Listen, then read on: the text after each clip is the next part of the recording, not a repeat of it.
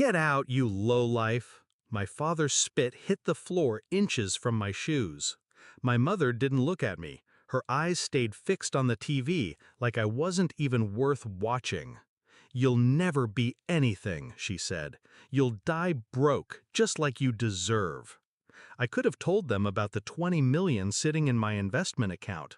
I could have reminded them I built a business from nothing while they laughed at me. But I didn't. I just picked up my bag, turned the knob, and walked out. Growing up in that house was a lesson in endurance. Praise was rationed like water in a drought. Affection, conditional.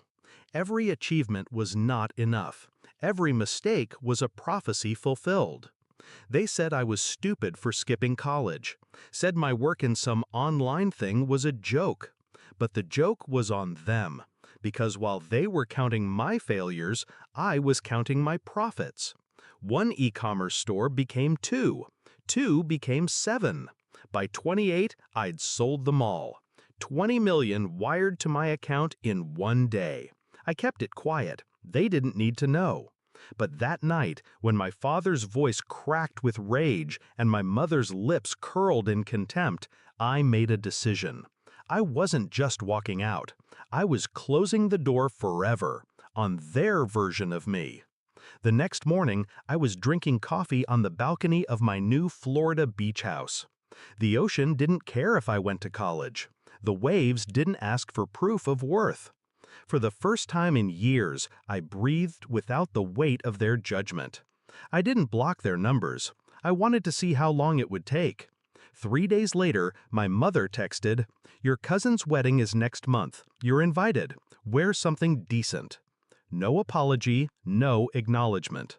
A week after that, my father sent a single message. "We need to talk." I ignored them both. They wanted my presence without my dignity. That was never happening again. Then came the third week. A Facebook post from my mother, a desperate plea for donations to help save the family home. Foreclosure. So they did need me, just not as a person, as a wallet. I waited 2 days. Then I called my father. His voice was softer than I remembered. "Son, we're in a tough spot. The bank's taking the house." I let silence stretch until it felt like a rope tightening around his neck. Finally, I said, "I could help." I heard him exhale, relief flooding through the line. "But," I continued, "there's a condition." He didn't even hesitate. Anything. 3 days later, I was back in that house. The walls still smelled like my childhood, cheap detergent and stale coffee. They were both there, dressed like they were meeting a lawyer. On the table was the foreclosure notice.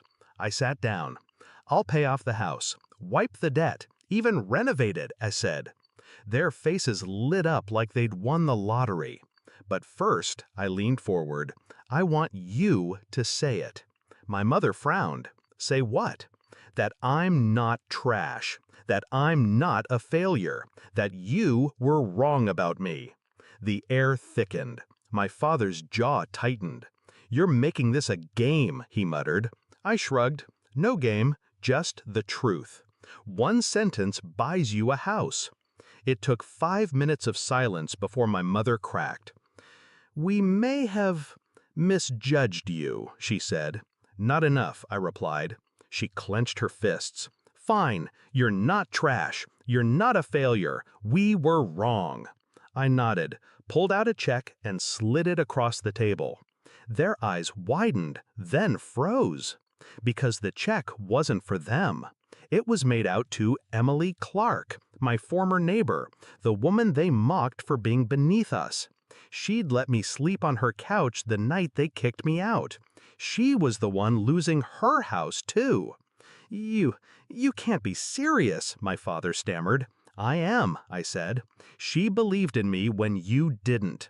She gets the lifeline. You get the truth." My mother's face twisted. "You'd let your own parents protect, parents support. You did neither. You're just people I share DNA with." I stood, left the check on the table, and walked out. Behind me, my father shouted my name. My mother cursed. I didn't turn back. A week later, Emily moved into her fully paid-off home. She invited me over for dinner as a thank you. We ate on her back porch, laughter rolling easier than any conversation I'd had in that old house. Meanwhile, my parents' foreclosure went through. They moved into a cramped apartment across town. Word got around about the check and who I'd given it to. They didn't just lose the house, they lost the story they'd told everyone about being good parents to an ungrateful child. I didn't set out to humiliate them. I set out to show them I didn't need them, and that the currency they valued most had never been money. It was control. Now they have neither.